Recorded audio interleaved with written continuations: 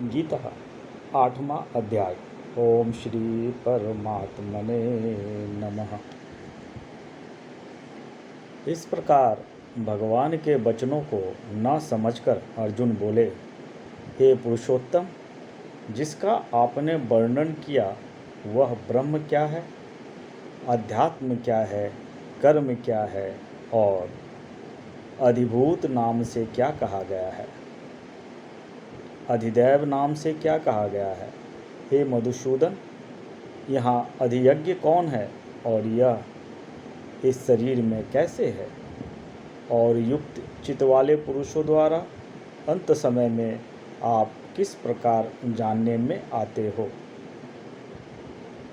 इस प्रकार अर्जुन के प्रश्न करने पर श्री कृष्ण भगवान बोले, हे अर्जुन, परम अक्षर अर्थात जिसका कभी नाश न हो ऐसे सच्चिदानंद घन परमात्मा तो ब्रह्म है, और अपना स्वरूप अर्थात जीवात्मा अध्यात्म नाम से कहा जाता है, तथा भूतों के भाव को उत्पन्न करने वाले शास्त्र विहित यज्ञ, दान और होम आदि के निमित्त जो द्रवादि को त्याग है वह कर्म नाम से कहा गया है। उत्पत्ति विनाश धर्म वाले सब पदार्थ अधिभूत हैं और हिरण्मय पुरुष अधिदैव हैं। और हे देहधारियों में श्रेष्ठ अर्जुन, इस शरीर में मैं वासुदेव ही विष्णु रूप से अधियज्ञ हूँ, और जो पुरुष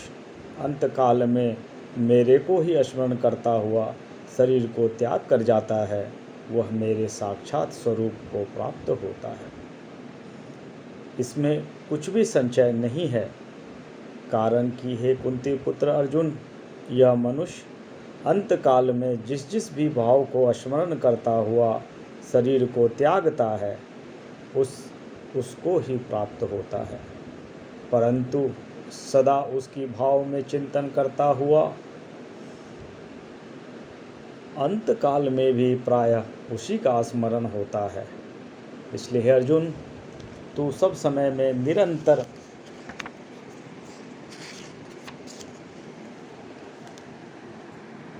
मेरा स्मरण कर और युद्ध भी कर। इस प्रकार मेरे में अर्पण किए हुए मन बुद्धि से युक्त होगा, निसंदेह मेरे को ही प्राप्त होगा। हे पार्थ, यह नियम है कि परमेश्वर के ध्यान के अभ्यास रूप योग से युक्त अन्य तरफ न जाने वाले चित्त से निरंतर चिंतन करता हुआ पुरुष परम प्रकाश रूप दिव्य पुरुष को अर्थात परमेश्वर को ही प्राप्त होता है। इससे जो पुरुष सर्वज्ञ, अनादि, सबके नियंता, सूक्ष्म से भी अति सूक्ष्म, सबके धारण पोषण करने वाले अचिदानंद स्वरूप सूर्य के सदृश नित्य चेतन प्रकाश रूप अविधा से अति परे शुद्ध सच्चिदानंद घन परमात्मा को स्मरण करता है, वह भक्ति युक्त पुरुष अंतकाल में भी योग बल से भ्रिकुटी के मध्य में प्राण को अच्छी प्रकार स्थापन करके फिर निश्चल मन से स्मरण करता हुआ उस दिव्य स्वरूप परम पुरुष परमात्मा के ही प्राप्त होता है। हे अर्जुन, वेद के जानने वाले विद्वान जिस सच्चिदानंद घन रूप परम पद को ओंकार नाम से कहते हैं और आसक्ति रहित यत्नशील महात्मा जन जिसमें प्रवेश करते हैं तथा जिस परम पद को चाहने वाला ब्रह्मचर्य का आचरण करते हैं, उस परम पद को तेरे लिए संक्षेप से कहूँगा। हे अर्जुन, सब इंद्रियों के द्वारों को रोककर अर्थात इंद्रियों को विषयों से हटाकर तथा मन को हृदय में स्थिर करके और अपने प्राण को मस्तक में स्थापन करके योग्य धारण में स्थित हुआ, जो पुरुष ओम ऐसे इस एक अक्षर रूप ब्रह्म को उच्चारण करता हुआ और उसके अर्थ स्वरूप मेरे को चिंतन करता हुआ शरीर को त्याग कर जाता है, वह पुरुष परम गति को प्राप्त होता है। हे अर्जुन, जो पुरुष मेरे में अनन्य चित्त से स्थित हुआ, सदा ही निरंतर मेरे को स्मरण करता है, उस निरंतर मेरे में युक्त हुए योगी के लिए मैं सुलभ हूँ, अर्थात सहज ही प्राप्त हो जाता हूँ। वे परम सिद्धि को प्राप्त हुए महात्मा जन मेरे को प्राप्त होकर दुख के स्थान रूप क्षण भंगुर पुनर्जन्म को नहीं प्राप्त होते हैं, क्योंकि हे अर्जुन, ब्रह्मलोक से लेकर सब लोक पुनरावृत्ति स्वभाव वाले, अर्थात जिनको प्राप्त होकर पीछा संसार में आना पड़े, ऐसे हैं। परंतु हे कुंती पुत्र, मेरे को प्राप्त होकर उसका पुनर्जन्म नहीं होता है, क्योंकि मैं कालातीत हूँ और यह सब ब्रह्मादि को लोक काल करके अवधि वाले होने से अनित्य है। हे अर्जुन, ब्रह्मा का जो एक दिन है उसके 1000 चौकरी युग तक अवधि वाला, और रात्रि को भी 1000 चौकरी युग तक अवधि वाली जो पुरुष तत्व से जानते हैं, अर्थात काल करके अवधिवाल होने से ब्रह्मलोक को भी अनित्य जानते हैं, वे योगी जन काल के तत्व को जानने वाले हैं। इसलिए वे यह भी जानते हैं कि संपूर्ण दृश्य मात्र भूतगण ब्रह्म के दिन में प्रवेश काल में अव्यक्त से, अर्थात ब्रह्म के सूक्ष्म शरीर से उत्पन्न होते हैं, और ब्रह्मा की रात्रि में प्रवेश काल में उस अव्यक्त नामक ब्रह्म के सूक्ष्म शरीर में ही लय होते हैं। वही यह भूत समुदाय उत्पन्न होकर प्रकृति के बस में हुआ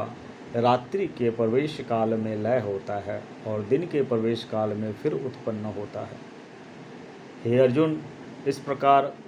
ब्रह्म के 100 वर्ष पूर्ण होने से अपने लोक सहित ब्रह्म भी शांत हो जाता है, परंतु उस अव्यक्त से भी अति परे दूसरा, अर्थात विलक्षण जो सनातन अव्यक्त भाव है, वह सच्चिदानंद घन पूर्ण ब्रह्म परमात्मा सब भूतों के नष्ट होने पर भी नष्ट नहीं होता है। जो वह अव्यक्त अक्षर ऐसे कहा गया है, उसी ही अक्षर नामक अव्यक्त भाव को परम गति कहते हैं, तथा जिस सनातन अव्यक्त भाव को प्राप्त होकर मनुष्य पीछे नहीं आता हो, वह मेरा परम धाम है। और हे पार्थ, जिस परमात्मा के अंतर्गत सर्वभूत हैं और जिस सच्चिदानंद घन परमात्मा से यह सब जगत परिपूर्ण है, वह सनातन अव्यक्त परम पुरुष अनन्य भक्ति से प्राप्त होने योग्य है। और हे अर्जुन, जिस काल में शरीर त्याग कर गए हुए योगी जन पीछा न आने वाली गति को और पीछे आने वाली गति को भी प्राप्त होते हैं, उस काल को अर्थात मार्ग को कहूँगा।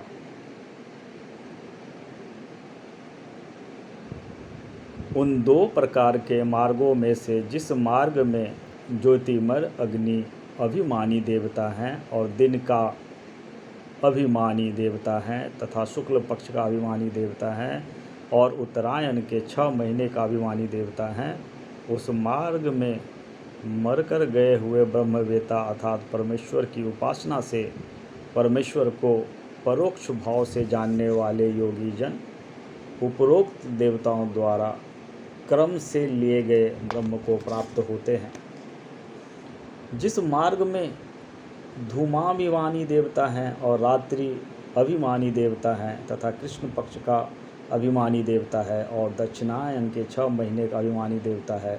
उस मार्ग में मरकर गया हुआ सकाम कर्म योगी उपरोक्त देवताओं द्वारा